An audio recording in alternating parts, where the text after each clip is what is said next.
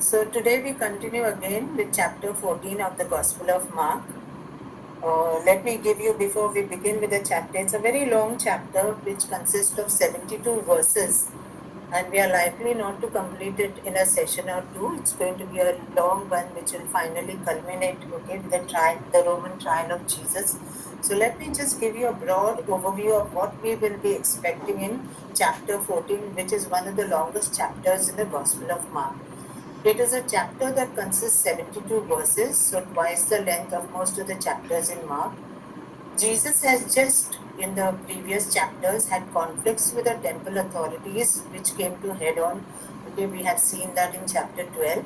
And then we had a lengthy session with chapter 13, when he pronounces judgment on the temple, which would finally come to pass 40 years after his death. Okay, after 40 years of his having passed away, we see how whatever he had said about the temple of Jerusalem came true. Now in chapter 14, we see how some of the authorities are going to plot to kill him. They say they must kill him, and with Judas betraying him towards the end of that chapter frames the vital episode of his anointing for his burial, which will be the key episode that we will be dealing with today. That incident of his anointing for his burial will frame the passion narrative along with the incident of the women disciples coming to the grave to anoint his body on Easter Sunday. Remember, Mark's favorite literary technique is a Markan sandwich, wherein the key pivotal incident will be framed by two other incidents or pericopes, as they are called in the gospel narrative. So here, the incident that we will be pondering upon today, that also is a sort of a Markan sandwich if you take the entire passion narrative which it seeks to frame. We see Jesus pouring out his heart to his Father, anticipating his passion and death. Geographically speaking, he is on Mount Olivet, the Mount of Olives, and he could have easily fled across from the side of the mountain, and no one could have even found him, but he doesn't do that. The Mount of Olives was more to the east, so it was very easy for him to make his escape and get away from there. But he knows that his time has come, and that's exactly not what's there on his mind. He gets arrested and brought to stand trial, which we will eventually see at the end of chapter 14 and beginning 15. They are looking for grounds to condemn him but can find none. But finally, they get him to say something they consider grounds for condemning him. They condemn him for blasphemy because he goes and tells them the truth about his identity, that he was truly the Son of God. But they were not willing to believe, and then we know finally what happens to him. But this is exactly what we, as readers of the Gospel of Mark, have known from the beginning of the Gospel. From Mark 1:1, the Gospel of Jesus Christ, Son of God. That is the way the Gospel of Mark actually begins. So Mark does not make any effort to, hide the identity of Jesus. He unravels it from the very beginning of the Gospel narrative. So Peter, who had sworn that he would follow him to the very end, we will see him how he abandons Jesus. And not only Peter, he is experiencing abandonment from all of them. Peter being almost the last, until finally on the cross he cries out, my God, why have you abandoned me? So that will be the entire overview of chapter 14 and 15 following. We come now to the gospel. So here we are, the plot to kill Jesus. It was 2 days before the Passover and the festival of unleavened bread. The chief priest and the scribes were looking for a way to arrest Jesus by stealth and kill him.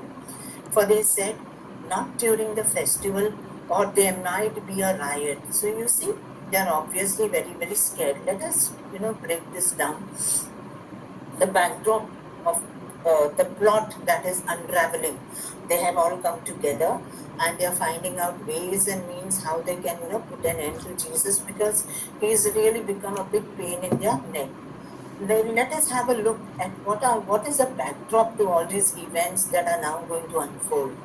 It is Passover time, just few days to Passover of 30 AD, if we may take 30 AD, because that is supposed to be the most, greatest consensus is for this particular year of Jesus having died. Lots of people are arriving in Jerusalem for the Passover, it being one of the three annual Jewish festivals drawing the largest crowds. We have, in the siege of the Jerusalem temple, we have seen how even Josephus, testifies that annually more or less around 1 million people would converge in the holy city of Jerusalem. So among all these three annual Jewish festivals, they were considered to be pilgrimage festivals because it was mandatory for the Jewish people for 12 years and above, especially the men, to come and sacrifice at the temple of Jerusalem. And among these three, Passover, Shavuot, and Sukkot, Passover was supposed to be the greatest of all because soon after Passover would follow 7 days of the feast of unleavened bread, which would be celebrated for 7 continuous days. That is why it is also sometimes called the Feast of Week, and it is the whole week where they will eat unleavened bread. So this Passover and the feast following, that is the feast of the unleavened bread, was supposed to be a great crowd puller. So it was Passover that drew the maximum crowds, making the influx of pilgrims a very huge law and order situation in Jerusalem. In fact, historians say that Herod, one of the reasons that compelled Herod to undertake the vast renovation of the temple, by which he had expanded the entire plaza, okay, hugely on all the four sides, it was in order to facilitate the pilgrims to participate in the sacrifice, because it was very difficult given the layout of the earlier old temple. It was not possible for the pilgrims to all be present on the day of the Passover over there. So that was one of the reasons, could be, they say, that he had undertaken that huge project of renovating the temple. So thousands of people from the diaspora would flood Jerusalem. There were huge number of communities outside the land of Israel, so they would all converge for the pilgrimage festival, in particular Passover. But most of the pilgrims would also be from in and around Judea and Galilee, because these places were nearer home. It was closer to Jerusalem. Obviously, for people coming all the way from Babylon, Alexandria, and all, it would be a faraway trip. But for people in and around Judea and Galilee, it became very compelling for them to come and participate. So you can imagine, okay, a huge crowd is there. And amidst all this, these events that we will be pondering upon are unraveling. Jesus is already a known public figure, a highly sought after figure, in fact, a rabbi with his own disciples and a huge public following. He has already created a big stir by cleansing the temple earlier and engaging in intense debates with the temple authorities. He always tried to, snub them, so they took it in a very bad way.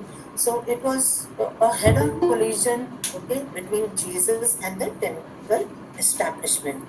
He has been openly preaching for quite some days in the temple's crowded porticos and has won over the crowds. And the crowds were, spellbound listening to him. So that's the reason they sought to devise a murderous plan to take him in at night when the crowds would be absent after the evening sacrifice. Look at them, how clever they were. They were afraid. They knew that Jesus was very, very popular, and taking him during daytime when the temple the people were in full attendance on the temple's precincts, it would be a very dangerous thing, because it would definitely result in a riot. People would not have allowed them to arrest Jesus. So they planned to take him down at night. They are visibly afraid of the crowds who are mesmerized with Jesus' teaching. But sadly, Jesus is a marked man. And do you think Jesus didn't know this? He definitely knew this whole thing. Jesus knows he is being hunted. He was like a hunted man, but chooses not to become a fugitive on the run. Anybody else in Jesus' place would have tried to, sneak out and try to save his life, but not Jesus, because he knows finally his mission is coming to a completion and he must, achieve what God has sent him to achieve. And with that goal in mind, we see how Jesus conducts the last moments of his life. We know the temple authorities are looking for an opportune time to trap and murder him, and Judas becomes complicit with their evil plan when he decides to betray him. They, the temple authorities and Judas, are the opposite of the woman at Bethany who will shortly anoint him. We shall see this now. The anointing at Bethany. This is the pivotal event of today. While he was at Bethany, remember Bethany is very, very close to Jerusalem. It is just on the outskirts of the city. While he was at Bethany in the house of Simon the leper, as he sat at the table, a woman came with an alabaster jar of very costly ointment of nard, and she broke open the jar and poured the ointment on his head. But some were there who said to one another in anger, "Why was the ointment wasted in this way? For this ointment could have been sold for more than 300 denarii and the money given to the poor." And they scolded her. But Jesus said, "Let her be, let her alone. Why do you trouble her? She has performed a good service for me. For you always have the poor with you, and you can show kindness to them whenever you wish. But you will not always have me. She has done what she could. She has anointed my body beforehand for its burial. Truly I tell you, wherever the good news is proclaimed in the whole world, what she has done will be told in remembrance of her." A very beautiful passage and very deep. Let us break this down. Going back now. It is only 2 days away to Passover. Passover is just about, it's already the Passover week. Passover is just 2 days away, and we find Jesus in Simon's house at Bethany. Probably now who this Simon was. We know from Mark's narrative that he was a leper, but probably he was a leper once a while ago, but not now anymore. Probably he must have been a man that Jesus healed, because had he been a leper, definitely knowing what the purity regulations were in place, there wouldn't be, social dining as we see here that's going on. Simon has invited Jesus to his house at Bethany, and they are there dining. So probably Simon was once a leper but healed by Jesus and is no more a leper. So we can surmise this, this is a guess that is made. Why? Because we know that the purity regulations for the Jewish people were so rigid. We have gone through it, at great lengths in the previous episodes. So definitely, if he was a leper, even now, they wouldn't have been going to his. Jesus might have gone, but the other people would definitely not have been there. So that would have been a deterrent. So a leper would not be treated, leper normally is treated like a social outcast. So the question, what wouldn't be possible? The anointing that is taking place, this woman comes in, they are all reclining. There used to be a way, like, we most of the time we see, Jesus at a table, and the most iconic picture that comes to our mind is Da Vinci's portrait of the Last Supper, where all the apostles are gathered around, horizontal long table. But that was not the way dining used to take place. It used to be more like, three-sided couches. They would lie down on their left elbow with their feet, facing backwards. So this woman comes in where these men are all, dining, and she starts anointing the feet of Jesus. Now when she's, not the feet of Jesus, sorry, the head of Jesus. Now when she's anointing the head of Jesus, is it a messianic anointing? What is the meaning of messianic anointing? When we see all the episodes in the Old Testament, when we look at the rich traditions of the Old Testament, how were prophets, ordained? How were priests ordained? How were kings anointed? Kings were always anointed, maybe by a priest or by a prophet or by a group of elders. So, especially a king, when he was appointed king, there had to be an anointing. So as we will see in the case of David and also Solomon. So the anointing that is taking place right here, this woman is coming and anointing the head of Jesus. Scholars often debate whether this is a messianic anointing or not. Directly, Mark does not tell us that it is a messianic anointing, but the way the whole episode unravels and how we are going to, break it down, we will see that it is nothing but it is hinting towards messianic anointing only. Okay, this is debated by scholars because here it's not olive oil. The main thing that is, pointed out by the scholars who take the view that it is not a messianic anointing, they say that the woman here, when she anointed the head of Jesus, she uses spikenard, okay, nard ointment, a very rich perfume. She does not use olive oil, and it was standard practice in the Jewish and OT traditions. Prominent people like kings, prophets, and priests were always anointed with olive oil only.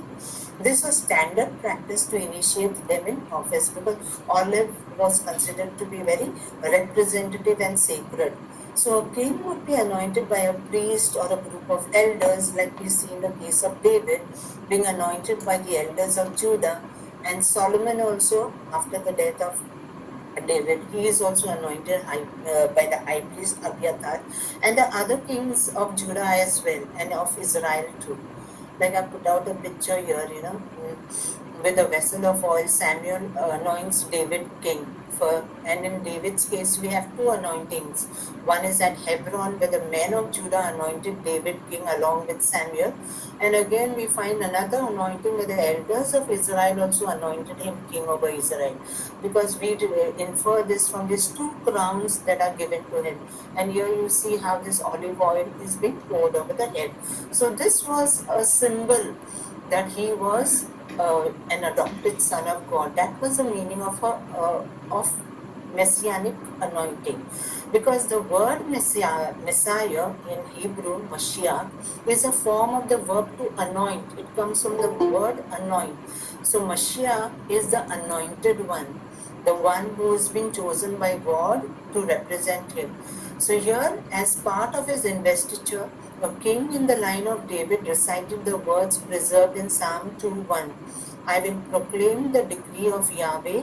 He said to me, you are my son, today I have begotten you.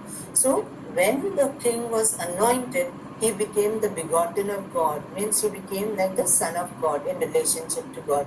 So the kings of ancient Israel were viewed in the Bible as having a special son-like relationship to God, because the king was the Mashiach, the anointed one. And later on in the Jewish traditions, we come to see how, okay, the people eagerly awaited for the final Messiah who would be uh, epitomizing all the hopes of Israel of a future glorious coming of God's kingdom. But here Jesus is anointed not by a high status person like the priests, the prophets, and all. They are the ones who used to anoint, the king. And so there were men of very high status. But here in this narrative, we see this woman comes and she is anointing Jesus. Okay, she is anointing Jesus. She's not a person who is of high status, but an ordinary woman. In Near Eastern cultures, women were not allowed at banqueting tables except as slaves, serving the guests or dancers brought in to entertain guests. But this woman comes in and anoints him just like a host would anoint a guest, except that she is lavishing all of the expensive perfume, the whole vial of it on him. Remember the reaction of the disciples who are watching all this, and they are quite indignant and angry with this woman because they consider this of a huge waste, okay? And almost, how quick they are to come to the conclusion that it is worth 300 denarii. So look at the reaction. So from the very reaction of the disciples, we know that this woman came with a vial of something very precious, a very precious perfume, and very generously, she anoints Jesus with it. It's very expensive, it's a massive expense, and yet she lavishes all on him. Hence, her act is very sacrificial. It's come at a very huge cost because she has paid a high amount of money, high price for it, which shows the profound depths of her love, respect, and reverence for Jesus. Jesus treats this act as an anointing for his burial. And what does Jesus do? He proclaims that what she has done, she has anointed his head. I have deliberately put out this picture of, the lady, the unnamed lady in Mark's narrative, but in John, she is Mary of Bethany. And we will be running through and seeing how, John tells us that Mary anointed his feet for a reason. So both these narratives we will be making the comparison, but today, more or less, there's a consensus that this woman at Bethany, okay, when Jesus went to dine, and who was anointed by him was no one but Mary of Bethany. That's the reason I put out this picture. So Jesus treats this act as an anointing for his burial. And have you seen in the gospel passage that we just have heard and looked at? Nowhere, none of these people react when Jesus says that, she has performed an act anointing me for burial beforehand. No reaction to that. They are so quick to react, comparing that what she has done, this act performed by this woman, Mary, okay, is a wasteful, thing that she has done. Some such precious perfume, just pouring the whole thing out without even keeping anything, and the cost of it, they are so quick to gauge. But they are blind to see the sublimity of this beautiful act that Mary performs on Jesus. In the Bible, some scholars in the past believed that lavender was most likely referred to as spikenard, because in the Bible we see this woman, she had brought that perfume of spikenard. So earlier they always felt that lavender is plentifully available, and especially in Galilee it just grows everywhere. Lavender's aromatic and healing properties are very widely known, and it becomes a very important ingredient in the holy anointing oil. It is one of the components of the anointing oil that is mixed with olive oil, but olive is the major component. Its soothing fragrance was associated with spiritual cleansing and rejuvenation in ancient Israel, but today we know that lavender was definitely not a spikenard ointment this woman had used. Today we know the origins of this costly ointment, which was definitely spikenard, which is not lavender in the least. Because if had it been what she had brought was a lavender-based perfume, I don't think it would have been so very expensive, because 300 denaries, we will see, was the wages that an ordinary worker would have earned for the whole year. Because a worker during Jesus's times used to be paid a denari for 1 day's labor. So imagine if you're putting in 300, not all 365 days you might work, but 300 days means 300 denarii. So your whole year's wages, okay, you can just buy this small little spikenard perfume.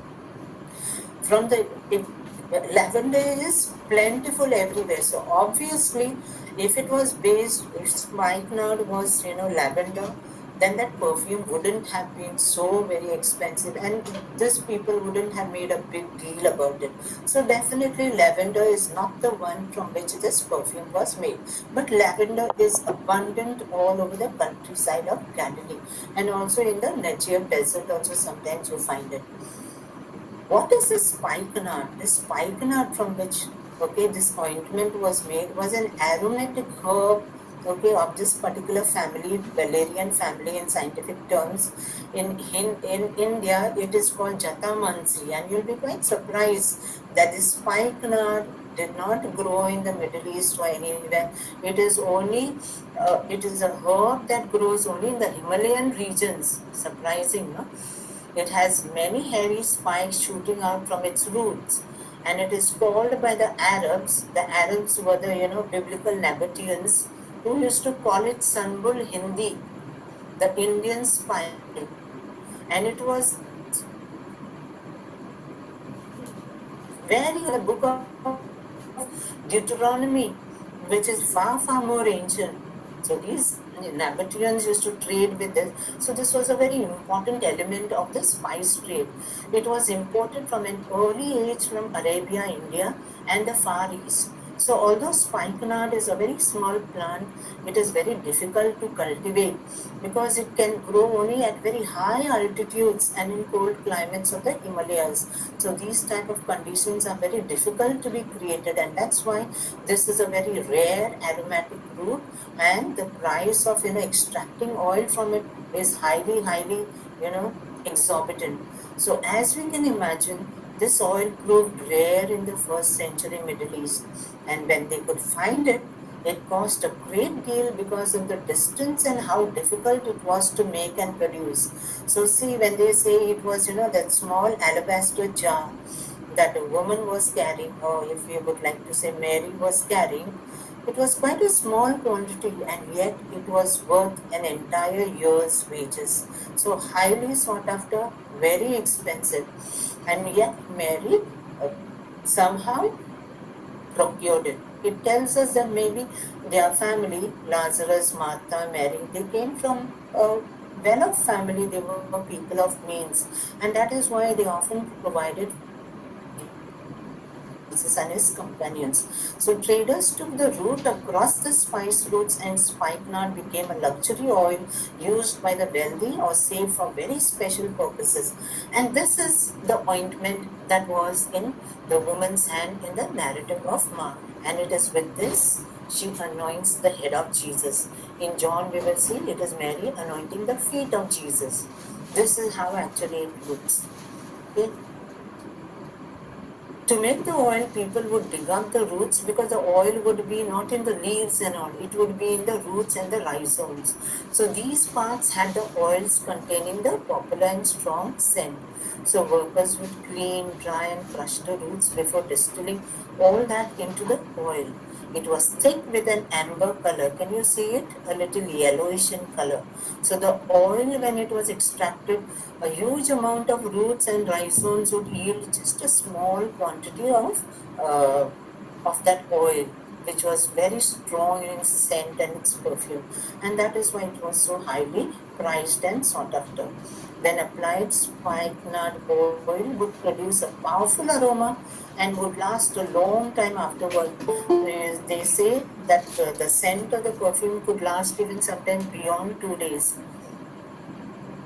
In the days of Jesus, spikenard carried cultural meaning and significance and uses. Rich households used it as a perfume or anointing oil, often placing it in an alabaster jar to preserve it.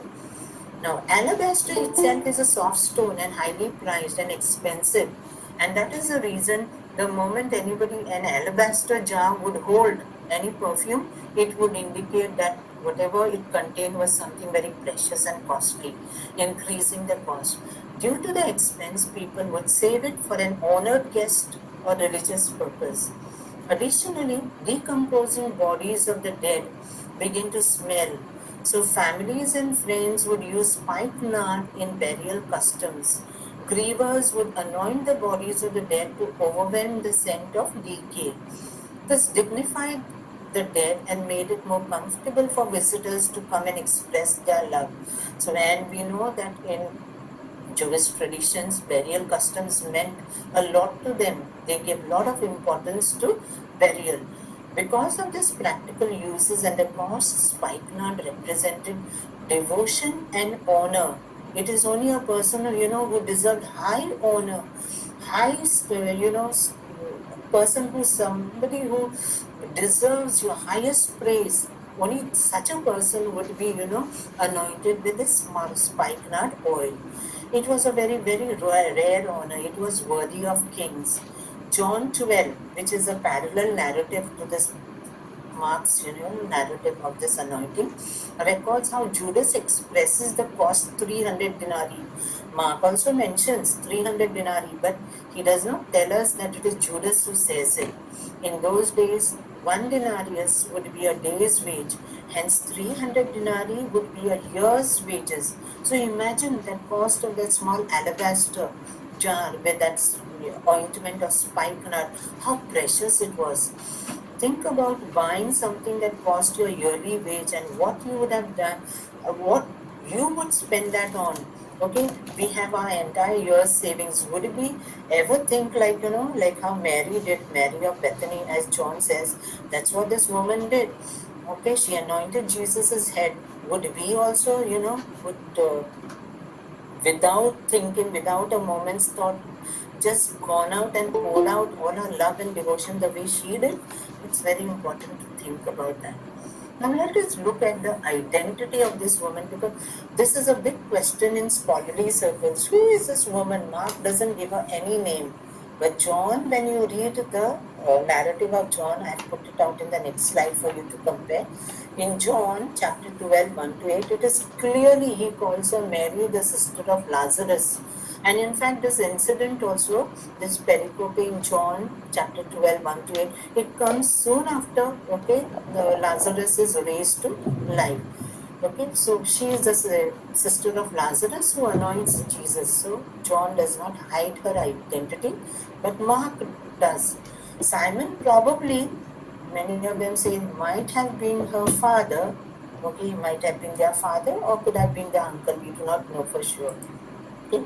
Mark does not name the woman, and that's very mysterious. Okay, this is not the first time that Mark keeps a character anonymous. Remember, he leaves her anonymous just like he leaves the name of the disciple who left his cloak behind and fled the scene during Jesus' arrest in the Garden of Gethsemane.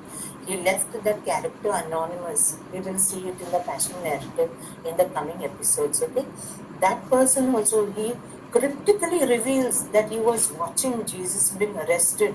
But when they came to him and they were about to catch him, he left all his clothes and literally fled naked from the Garden of Gethsemane. And Mark does not name this character, and many scholars think that it must have been Mark himself. Okay, so here too, Mark is, habitually not naming his characters, but for a reason. Some people think that possibly Mark has a reason not to name her, because when the Passion narrative was first being circulated among Jesus' believers, it was first circulated in the Jerusalem church. Remember that all these gospels, when the gospels were being, gathered together, collected together, we know Mark's gospel, today there's consensus that it is the first of the gospels to be put down in writing. And probably before the fall of the temple, maybe around 68, 69, some of them argue could be, even a little after 70, but whatever the reason, more or less between 68 to 71, Mark's gospel was already circulating in the churches. But prior to that, soon after Jesus died in the year 30 or 33 AD, whatever we would like to hold on, within 3 to 4 years, okay, Jesus's, disciples, his followers, whom we call the early church or we call the Holy Jesus movement, they were gathering, for them, the remembrance of Jesus was something very treasured for them. They were coming to, after the resurrection experience, in the light of the resurrection experience, they were coming to understand what Jesus' mission in this world really and truly was. And so the first thing, even before they tried to gather all his sayings together, and that's why we have the saying source, remember the Q source. Similarly, much before that, there were amongst the early Christians some who had already put the Passion narrative in writing, how he suffered and he died. So it was a Passion narrative that was actually put in writing. And the Gospels were, they were built around the central Passion narrative. That is why you will find the Passion narrative mostly in all the three synoptic Gospels, more or less there is a lot of agreement. Except in John, it is more detailed, a little different. But the Passion narrative used to be the one around which the Gospel material was gathered from. So when the Passion narrative was first put in writing, it was first circulated in the Jerusalem church, because remember, this is the time the temple is still standing, and the Jerusalem church was the mother church for the early Christian group. Even now, the group is not, has not attained the identity of being a Christian group. That title, followers of Christ Christos, it comes much, much later. So, for brevity's sake, we try to use the word Jesus believers or the members of the Jesus movement. So, when the passion narrative was first circulated, it was in Jerusalem, it was circulating. So, that's where the early church was centered. So, the disciples probably settled there later, moving in from Galilee as the nascent community grew in numbers. We know that James, the brother of the Lord, the brother of Jesus, he became the head of the Jerusalem church. And Peter and John were alongside him. They were called the pillars of the church by none other than Paul himself. When he went there, okay, for the first time in 49 AD, for the first church council. So we know that, these were the people who were there, and the church in Jerusalem was growing in leaps and bounds despite persecution, having already been started over there. So the disciples, they all centered over there, and the community was growing. And this passion narrative that was circulating, they must have deliberately not named, Mary as the woman who anointed, because they were being sought after for the they were persecuted by the Jerusalem establishment uh, along with the government of that time. Okay, the Gospels were probably built around the passion narrative that was put to writing first, as early as 35 and 35 or 36 AD. So this was already there. They were already, reading through this, contemplating on it, and already, a sort of community ritual was already evolving among the first followers of Jesus. So it was important they remain anonymous, and that is why the woman in Mark's narrative probably is not named, because it was part of the passion narrative. Because these people could be arrested, since the members of the Jesus movement were being intensely persecuted by the political and the temple establishment of the day. Especially after the martyrdom of Stephen, the temple authorities, in collusion with King Herod Agrippa I, he died in 44 AD, but prior to that, he had unleashed a tremendous amount of persecution, in which even the disciple John, his brother James also was one of the persons who was put to death by Herod Agrippa. They were relentlessly being persecuted, and that is the reason the identity is kept under wraps. Mary of Bethany lived just outside the city of Jerusalem, a few miles away, and so it was wiser to keep some things anonymous at this point of time. Matthew follows Mark very closely. When you look at this, okay, the same narrative is also there in Matthew, because Matthew must have borrowed this material definitely from Mark. And so he follows Mark very closely, but John gives us a different spin on the whole thing. Besides this, there is also another anointing episode in the Gospel of Luke, chapter 7, which is often mixed up with this episode of Mark, in which it is a totally different woman. She is referred to also by Luke as a sinful woman who repents for her sins and comes and washes the feet of Jesus, just like Mary of Bethany also washes the feet of Jesus. So there's a sort of, a little bit of a mix-up. John's Gospel, which was written last of all in the 90s, probably mixes and matches these two different episodes from Mark and Luke into a single narrative, because he has a theological point to make. In John, we have Mary of Bethany anointing his feet, unlike the anointing of the head in Mark, but similar to Luke's, where the unnamed woman is shown anointing his feet. So in both John and in Luke, we have the woman anointing Jesus' feet, but in Mark and Matthew, we have the woman anointing Jesus' head, which looks to be a messianic anointing. Probably John has a theological point to make in upholding the act of Mary of Bethany, which resembles the act of Jesus washing his disciples' feet in the next chapter of John. So, in a sense, maybe, this is what at the back of John's Gospel, because we have to remember that unlike the synoptics, the Gospel of John is deeply, deeply theological.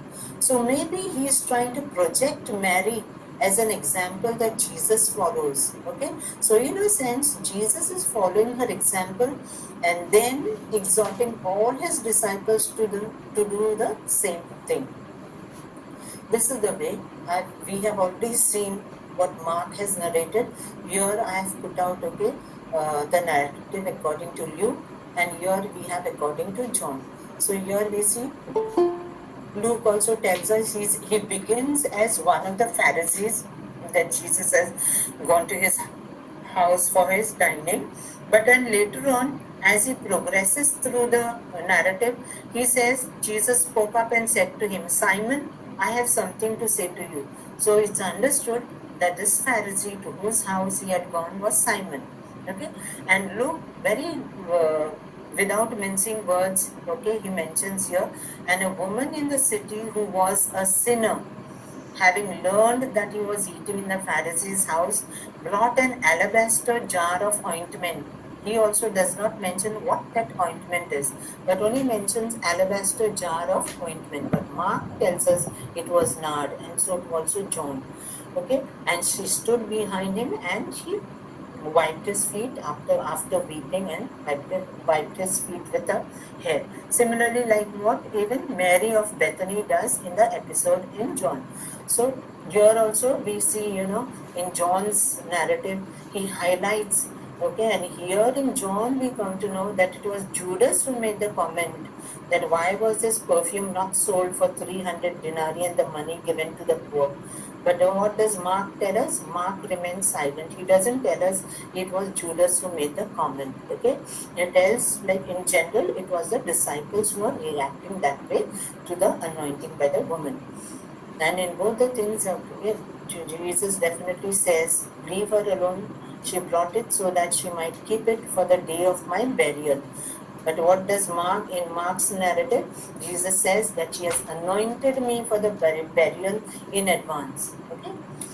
In Mark, it's the anointing of the head, so possibly hinting at a royal anointing. Except that it's done not by any high status person, it is done by an ordinary, unexalted woman disciple who would not count the heavy cost of displaying her love, reverence, and loyalty. Ultimately, it does become, in the final thing, we can say that it was deeply symbolic messianic anointing, because his act of kingship, Jesus' act of kingship, where it will be finally unfolded, his enthronement will take place on the cross, as we will see in the Passion of, as narrated in Mark's Gospel.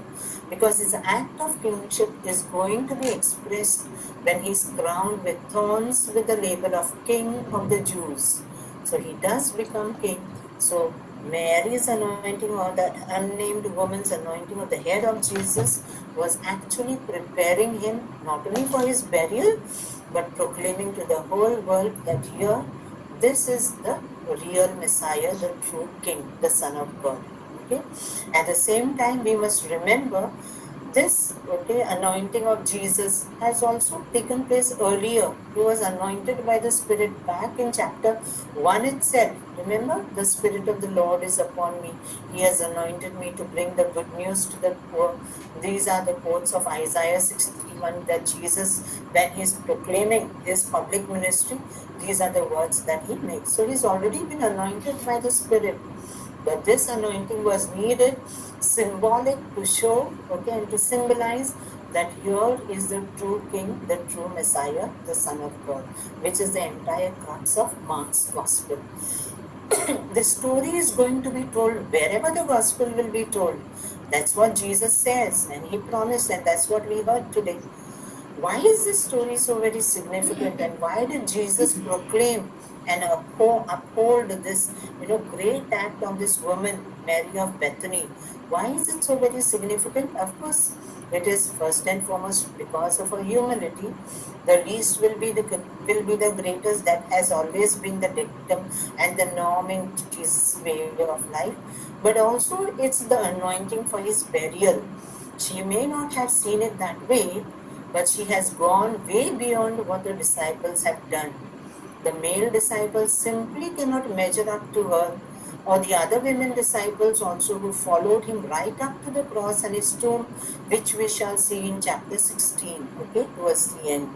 But they were late. She did it. She prefigured the whole thing, declaring Jesus as a fulfillment of the messianic promises. The rich symbolism of Mary of Bethany's action. Today, most scholars agree that Mark's unnamed woman from Bethany is none other than Mary of Bethany. Secondly, scholars view spikenard as a symbol of sacrificial love.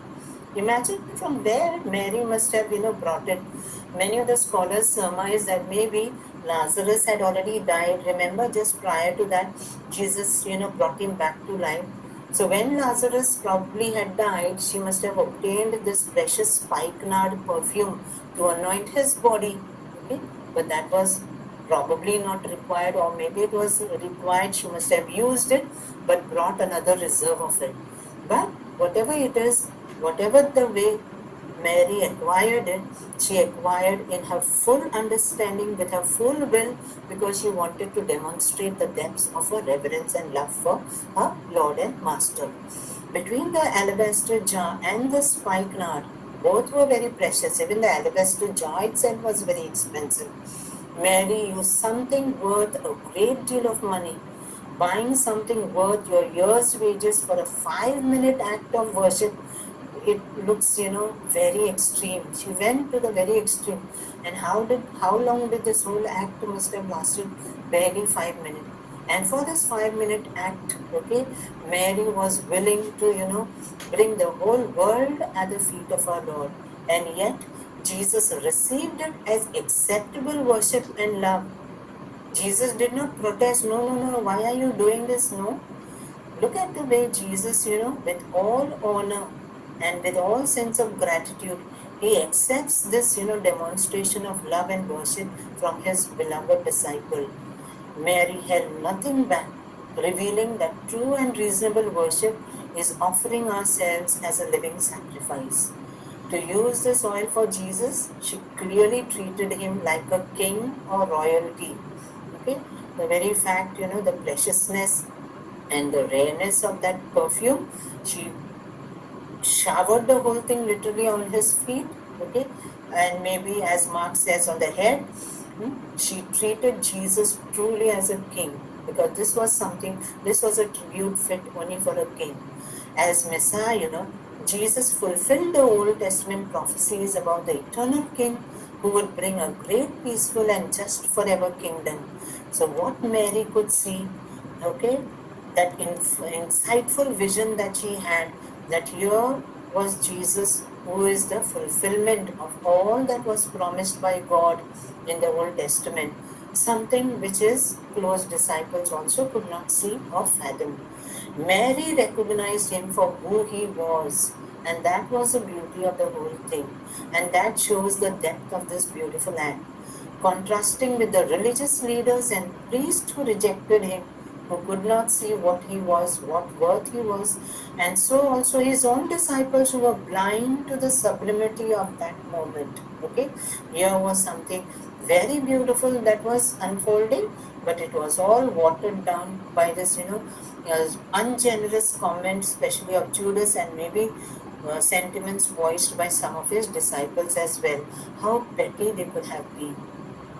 What can we learn from this act of Mary? While she intended the anointing to express her devotion to Jesus, God used her worship to prophetically declare this king would be sacrificed as the Lamb of God. It was like, God was using this act to make this public proclamation of his son's divinity, coming divinity. Even Pontius Pilate wrote King of the Jews in 3 languages upon the cross when Jesus was crucified. And this is exactly, okay, literally Jesus was proclaimed and declared king. But where? Only after his crucifixion on the cross. So his crucifixion and death becomes the final enthronement of a king. Finally, some theologians connect Mary's spikenard with the fragrance of faith. When you have faith, fragrance just spreads everywhere and enlivens, okay, the surroundings. In the same way, faith also is very fragrant like a spikenard, and spikenard comes to symbolize that, the expression of complete belief in a person. Mary's worship filled the room with a strong scent, just like true faith influences and blesses other people. Paul used this idea in his letter to the Corinthians, okay, calling disciples of Jesus the aroma of Christ. This moment teaches us the importance of humble worship, okay. All that God wants is our love and our heart in the acts of worship that we try to come and show before Him that we love Him. She bowed low in a room full of people who didn't approve, not even any of Jesus' own disciples. She went ahead and demonstrated that Jesus was actually King. What can we learn from this? Okay, continue with this, the reflections. God is worthy of this humble and extravagant worship, crowning Him with praise and recognizing His value. Likewise, we should also anoint Jesus with our words, our actions, and humble hearts, for He is the one who is truly worthy of our profoundest veneration. Finally, when we do this, God honors and blesses us for this type of worship, because this is something that comes from the deepest recesses of our heart. Jesus responds to the critics with, "She has done a beautiful thing to me." Wherever this gospel is preached, what she has done will also be told in memory of her. Something to ponder. Her one act with a spikenard, which lasted just a few minutes, now has eternal impact, teaching us today in a different culture. We are not in the culture of the Middle East of Jesus' time, and yet we are witnessing this event, like as if it is unraveling before our eyes, teaching us today in a very different culture and time, centuries later. Her worship became part of the good news. See, when we read the Gospels, as Jesus promised, as He proclaimed, okay, a great deed of devotion, her story has become part of the good news, and that's how we know about it. When we worship like this, God uses that to bless us and others. While others might think sometimes when we devote our lives to God and we are very fervent in our commitment to Him, people laugh at us and think that our lives are wasted, okay, when we live for God. It is only this type of worship and complete surrender that gives our lives any lasting meaning. So regardless of what people, see us as wasting our time, our lives, all our deeds, all our thoughts, okay, they should be acts of worship in the same line as Mary of Bethany. God sees, remembers, and uses it for His glory and our good. This is very, I like this thought, okay? Think of this. When spikenard oil is used for anointing, they say the aroma can linger for 2 days and beyond. Hence, it is highly likely that Jesus still carried a hint of this fragrance when 2 days later He was lifted up on the cross. Because remember, this was just 2 days before Passover, this event happened. So likely, okay, this anointing of the head or the feet, whatever it was that Mary carried out, it must have left its lasting fragrance on Jesus' body, even as He went through rigors of the rigors of His crucifixion, the horrific death He finally had. Mary of Bethany's act of eternal love for Jesus echoes down to eternity right now and for all ages to come. So this is this one act of this woman which echoes down centuries, and we adore and uphold her as an example of true and selfless devotion and reverence to somebody you love.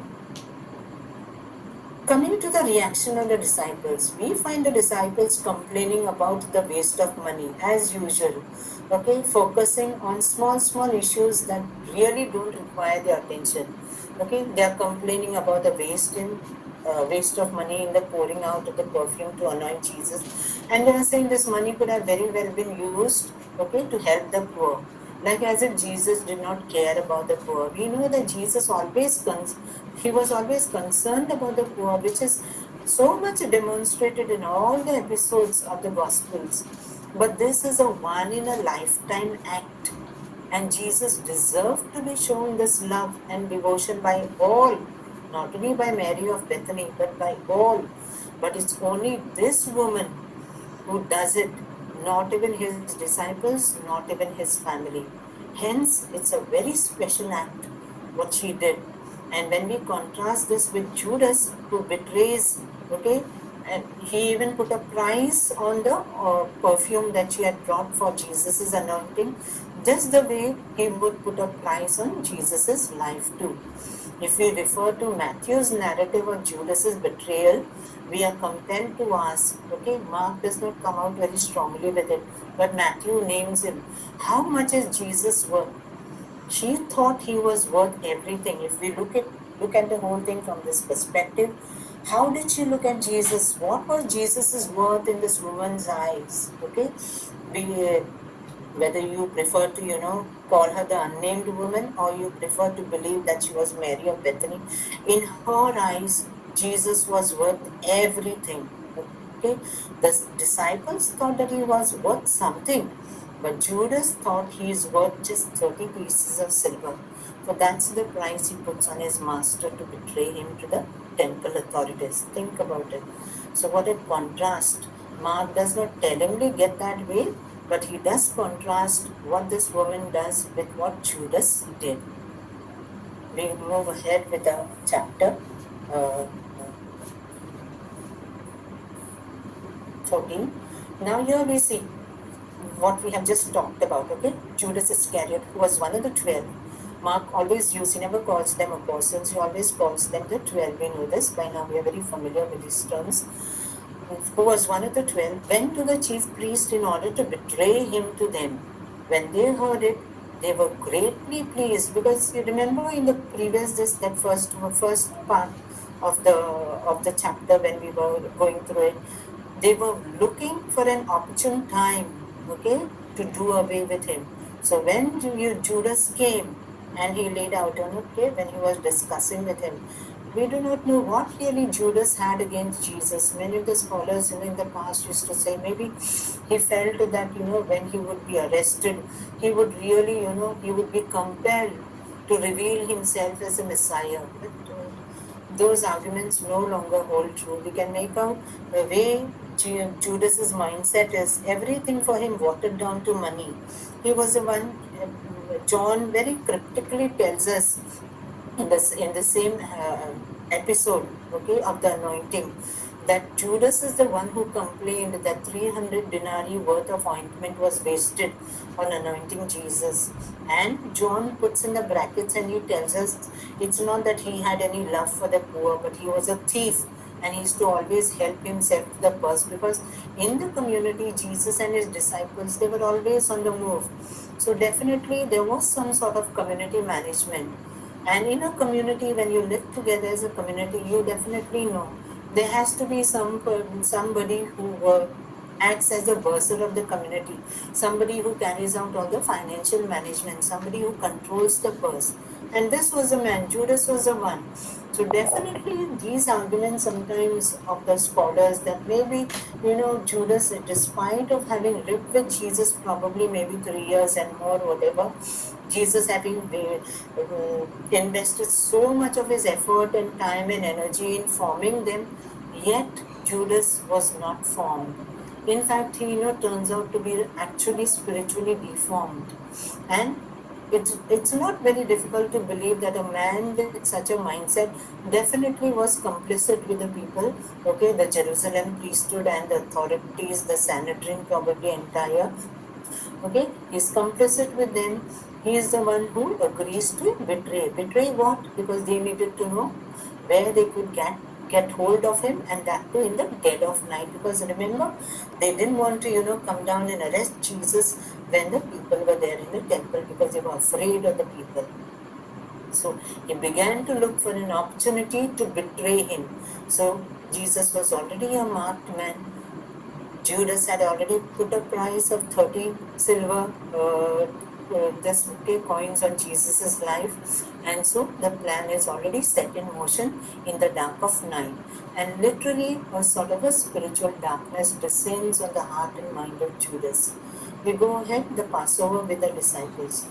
On the first day of unleavened bread, when the Passover lamb is sacrificed, okay, the feast of unleavened bread, I told you, it lasts for 7 days. And it begins with the Passover. Passover is celebrated on only one single day. So when the Passover lamb is sacrificed, remember that in the Jewish calendar, the day began after sunset. So the moment the sun set, it was a close of the day. Like how we have today, our clocks, we will say once it is midnight, we go on to the next day. But in the Jewish scheme of things, according to their calendar and according to their daily life, the day ended with sunset. So the next day would begin soon after sunset. So the Passover lamb, when the Sabbath began, it began the previous evening after sunset. So by 3 o'clock of the next day, what we would have called next day, by 3 noon, okay, before that the Passover lambs have to be sacrificed. So here, on the first day of unleavened bread, when the Passover lamb is sacrificed, his disciples said to him, "Where do you want us to go and make the preparations for you to eat the Passover?" So he sent two of his disciples, saying to them, "Go into the city, and a man carrying a jar of water will meet you. Follow him. And wherever he enters, say to the owner of the house, 'The teacher asks, where is my guest room where I may eat the Passover with my disciples?' He will show you a large room upstairs, furnished and ready. Make preparations for us there." So the disciples set out, went to the city, and found everything as he had told them, just as he had said, and they prepared the Passover meal. So look at this, okay? This looks to be very prophetic, the way Jesus tells them, step by step, very elaborate, steps he spells out. Go into the city, you will find a man carrying a jar of water, pitcher of water. He will meet you, follow him, and wherever he enters, say to the owner of the house, "The teacher asks, where is my guest room?" And there you will be led, there you make the preparations upstairs. So these are the instructions, and they exactly, whatever Jesus had said, exactly they find it the same way. So does Jesus have foreknowledge? Is it divine, pre-planned? Okay. It looks to be that Jesus is having foreknowledge here. This is on similar lines to Jesus asking his disciples. Remember when he was about to enter, okay, the triumphant entry into Jerusalem in fulfillment of what was said by Zechariah. He comes riding on the colt. How did they go and bring the colt? Same way he had given the instructions, okay, to go and bring the colt from Bethany to Bethphage before making his royal entry into Jerusalem. Just that way, okay, they found the way he had given instructions at that point of time to get the colt on which he would come riding into Jerusalem. On the similar lines, his disciples find the same elaborate steps that he had spelled out. The same way things were done according to what he had said. In Mark's gospel, we have seen that Jesus does not plan a lot. So it looks like as if Jesus did a lot of pre-planning for this. He had already spoken, okay, to the owner of that house, and probably he was like a guest, because remember there he is saying in the guest room. So probably it looks like Jesus has already spoken to the owner, made the elaborate preparation. But in the whole of the gospel, when we see, Jesus operating, when he's carrying out his mission, when he's going from one place to another, from Galilee to whole of Judea, okay, and back again, we don't find that Jesus does much of planning. He just lets his Father lead him and provide for him. And the way, like, he is led by the Spirit, there he goes, okay, and proclaims the good news. But here we do see that Jesus has foreknowledge. He knows beforehand. And definitely all the while when he was making the announcements of his impending death, he definitely knew, he had that foreknowledge. In fact, we have to remember, I think in the whole world, he was the only man who knew how exactly he would die. I think if anybody else had such a foreknowledge about one's coming death, we would have died on the day only, we would have got that knowledge, but not the case of Jesus. So here we do see Jesus has foreknowledge. He predicts his own death several times. So why could he not have this prophetic foreknowledge? So definitely it is obvious, okay? He is the Son of God. He is not using his divinity for his own, okay, promotion of himself, but he uses it in effect, okay, for the betterment of the human race. Some scholars ridicule when in that narrative we had heard Jesus tells them, you will find a man carrying a jar of water, a pitcher of water. He will meet you, and where he goes, you will follow. In that house, you will go. So many of the scholars, there are many detractors. There are many people, many biblical scholars who don't believe in the authenticity of the gospel narratives. So when they are, poking fun and they are ridiculing, many times they pointed, how is it that men, okay, it was a man who would be found carrying a pitcher of water. Men didn't carry pitchers of water, but probably the man was not a free man, he was a slave or a servant. And slaves did do such work of carrying pitchers of water, regardless of being a man or woman. So, most likely, this man, okay, he was a slave of the house and he was carrying the water over there. We do not know who is the owner of the house, but there are many speculations that are made. At this time around Passover in Jerusalem, people were expecting throngs of pilgrims flooding the holy city. So most of the people in and around Jerusalem, they would throw open their homes, to keep in, to accept the pilgrims, because that was considered to be sacred duty to help their fellow people, in the worship in Jerusalem's temple. So probably Jesus, being a well-known figure by now, prior arrangements possibly could have been offered to him and his companions. But many people think that there's another possibility, and that is it could be the house of Mary of Jerusalem, either mother or some relative of Mark, the writer of this gospel, and a sister to Barnabas. Remember Barnabas, companion of Paul? And he had a sister who was Mary of Jerusalem, only a woman of great means. They were quite wealthy, okay, and they were disciples of Jesus. So probably this upper room where the Last Supper finally takes place must have been the house of Mark himself, if Mary was Mark's mother, or maybe his aunt, whatever the case may be. We do not know, because all these details are shrouded in mystery. So we come to the end of our session today. I would like you to end with this thought, okay? Jesus was so moved by Mary's act of deep devotion and sacrificial love, and didn't hesitate to proclaim that she would be eternally remembered as she is today. Does he find the same love and devotion in you and me? Is Jesus worth more than everything in this world for you? Let us ponder as we, reflect on this deed of Mary of Bethany. Any questions? If we have no questions, we can end.